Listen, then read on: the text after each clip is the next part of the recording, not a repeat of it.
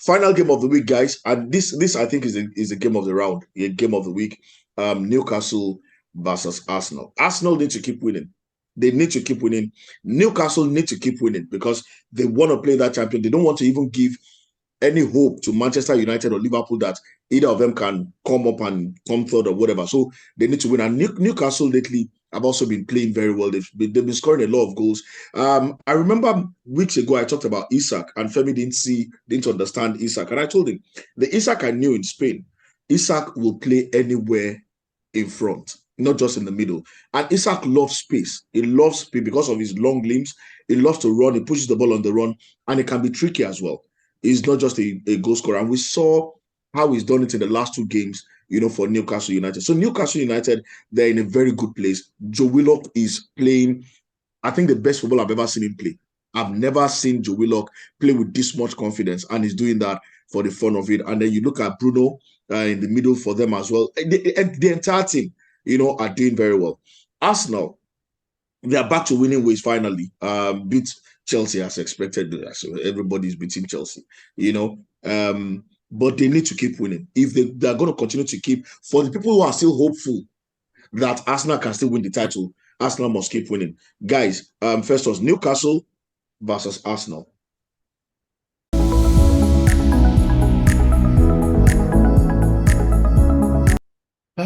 Kali, this is a tough one to call. Tough one. Very, very tough. Very, very tough. Newcastle is playing well. The beast, Joelinton, is in top form. Joe Willock is in top form. Oh, Lord. Those guys are playing good, beautiful football. You're even talking of Isak. Wilson is back and banging in goals. Both Wilson any is scoring. of them can start, and they are all scoring for fun.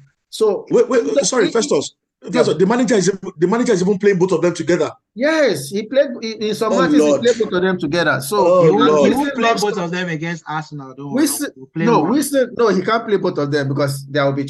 He has to also defend. Both of you will be shocked. Kali, I can bet he will not play both of them. Because if he plays both of them, we are going to exploit that. Because you are not exploiting anything. Kali, he will want to back his midfield. He will want to back his midfield. Playing both of them has not stopped him from packing his midfield. Go and check his last 3 games. He will want to play one striker. He will want to play one striker against us. Four midfielders. We'll be back here next week. First match. We'll be back. That was the first match. They came to defend. Now they are playing at home against an Arsenal team that looks very vulnerable. Watch how he's going to run at us from the start of the game. For me, Wilson loves scoring against Arsenal. He scores almost every time we play them. And he's going to score again this weekend. Well, with the defense we have, it depends. And now we hear Gabriel is injured. I don't know if he's fit to play. Him. I think he was on the training this morning. I think he was on a training pitch this morning, but they're still looking. They are still checking him as our last inquiries I made. They are still checking him, which means we may even see a holding keyword defense. So clearly there is a problem with that defense. So I see Wilson, Isak scoring, and if we also can reciprocate that, Martinelli and if we can score also, then it's going to be an interesting matchup. Last season we won 2-0 in the first match. They won 2-0 in the which I think last match of the return match. So Kali, I think this will end the draw. I seriously want Arsenal to win this because I know we need this to still keep the small hope we have if there will be any kind of form of slip off by City. But I don't see, with that defense and the kind of problem we're having so far in the defense, I seriously don't see Newcastle not scoring. And so it depends on how well we can score, so I can score them. Because I know with the Joelinton bossing that midfield and, with the Wilsons and the Isak likely will come in or whoever, I see them scoring. So I think it will end the draw. But it's going to be a score draw. It's going to be like a 2-2 score draw. It's going to be an interesting game. It's clearly going to be a draw for me.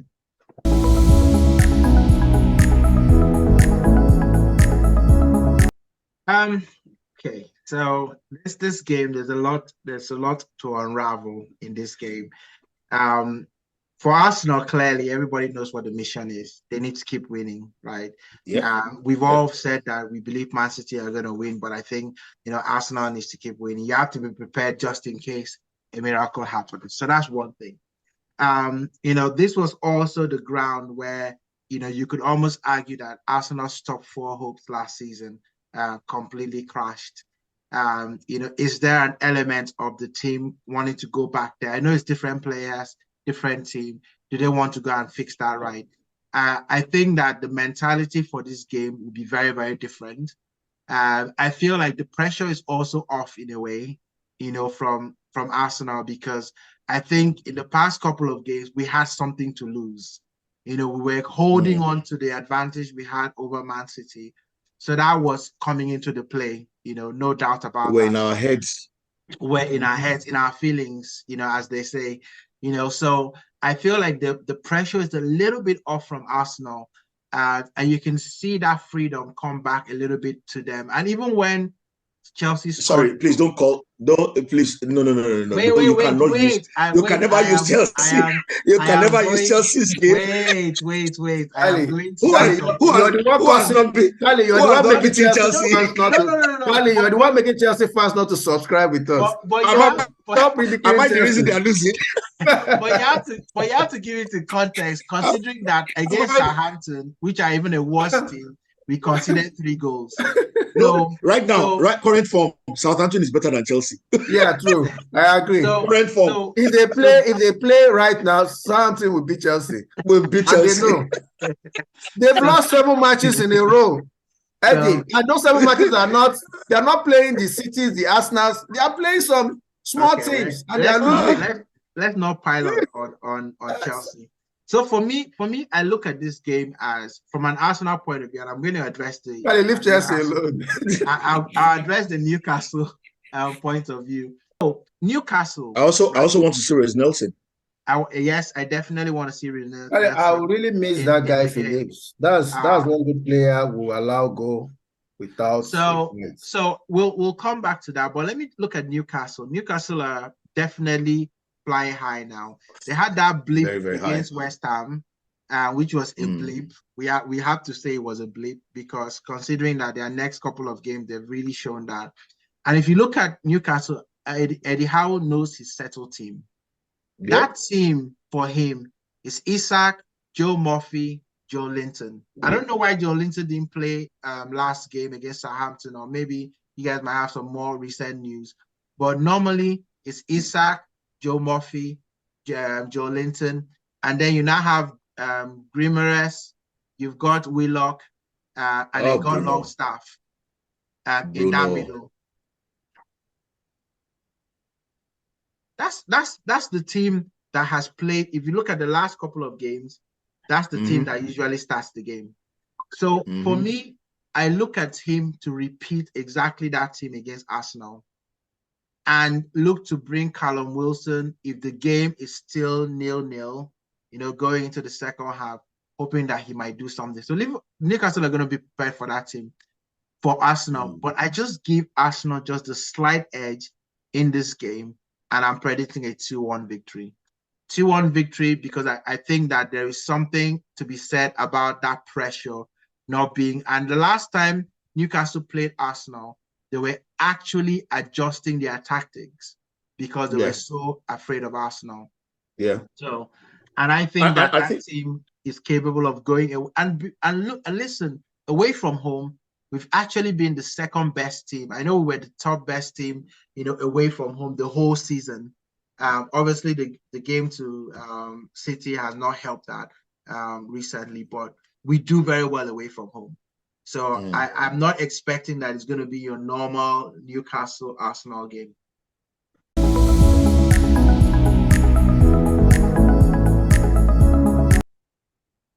Okay, makes a lot of sense. I think Arsenal is going to win this game. And he's not just he's not me being emotional. I think one of the things that will happen is Newcastle are not going to sit back, except maybe the first 25-30 minutes. Arsenal totally bossed the game. Then they Eddie Howe might just revamp things and make them be pragmatic, sit back and defend. But I know they're going to come out from the start of the game. They are playing at home. They're in very good form. They're in better form than Arsenal right now. They're going to come out to run at Arsenal. Isak is full of confidence. Jolinton, Murphy, the rest of them, all of them are full of confidence. So they're going to run at Arsenal, and that's where the problem is going to be for them. Arsenal will find space to work with and will find holes here and there to exploit. And I think Arsenal is going to win. It's going to be. Of course, Arsenal will not win 2-0. So I'm expecting a 3-2 kind of victory for Arsenal in this game. Arsenal have failed to score 3 goals in a while, but I think in this game they're going to have the space, the time and the space, especially the guys up front. They're going to have the time and the space, and we're going to score at least 3 goals in this game. So Arsenal is going to win this game. Kali, do you know the bookmakers are giving this to Newcastle for the first time? The only time they're in good form. The only time Arsenal has been projected to lose a match was against City. This is the first time any other team is being projected to beat Arsenal. So, and they are giving them 40% against Arsenal, 34%. That says a lot. The form of this because they're in very good form, very good form, and you can't totally discountenance it. But then Arsenal, like Eddie pointed out, something which is very key. That pressure, you see, the moment you get in your own head, it begins to affect your performance because you become too careful. And I think that was what happened to us. You score 1 or 2 goals and you start defending. You start sitting back. You want to protect that lead, and before you now realize it, the team you're playing against has equalized, and then you can't fight back. Because they've settled so much in the game, they've gotten total control of the game. Fighting back becomes more difficult, and that was what happened to Arsenal. And the moment they started looking, instead of playing their game, staying true to what Arsenal have done all season long, the high press, keeping you in your own box, passing you off the park. The moment Arsenal stopped doing that, Arsenal started losing. Against Chelsea, yes, it's just Chelsea. Against Chelsea, Arsenal went back to doing that. And Arsenal, and I love the fact that Partey was dropped from that team. I was super happy. I want that to continue, please. And I want that to continue. I want that to continue because if Partey comes back into that team, we are going to look for another scapegoat. If Holding doesn't click, we're going to look for another scapegoat because Partey apparently was not on top of his game. A lot of our midfielder, even Odegaard, was not on top of his game. Yes, Odegaard scored 2 goals in this game. Looked like he ran around a bit. I was still very disappointed here and there about his game. Zinchenko, as usual, keeps losing. And, we must address that Zinchenko problem. If it's for the manager to move into the midfield permanently, they need to find a way to do it because Zinchenko, the bulk of the goals we've considered the last runs came from Zinchenko losing his man or not totally being out of position, caught out of position, and then it leads to goals. Or Zinchenko giving away balls, possession. Go and check all our games from the Liverpool game up onto the City game. Zinchenko made mistakes that led directly to about 3 of the goals we've considered during that period. Then, of course, Gabriel, of course, Partey. But we need to address that Zinchenko problem. Yes, Tenny will give you what Zinchenko gives you up front, but Tenny will make your defense better because he respects his defensive duties, unlike Zinchenko, who wants to be the star boy and all of that. But I know that one headache that Arteta is going to deal with the team. But against Newcastle, I'd love to see Tenny start. I'd love to see Jorginho start. Leave Partey, let him rest, let him continue to come in the second half. And I would love to see Reece Nelson start instead of Saka. Saka still looks jaded. He looks tired, and he needs to rest. Let's begin to prepare for next season, and that's why I'm hoping Gabriel is fit. And then we need to find a cover for Gabriel as well. He's not a machine. He can't play all season long, which is almost what he has done this season. We need to find, because now all of us are now G3 because we're hearing he might not play or he's not fit. They're still checking him out. Because in that game, he played through the pain barrier for over 50 minutes. From the first half, he was holding. He should have come out. Yeah, he should have come up. He was holding. He was holding that was very annoying. They mismanaged that. Oh, very annoying. He was holding early in the second half. He was holding his hamstring.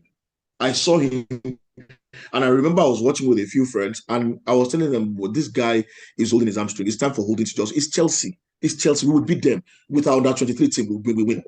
That is as clear as daylight. But guys, that's about it on our predictions for this week.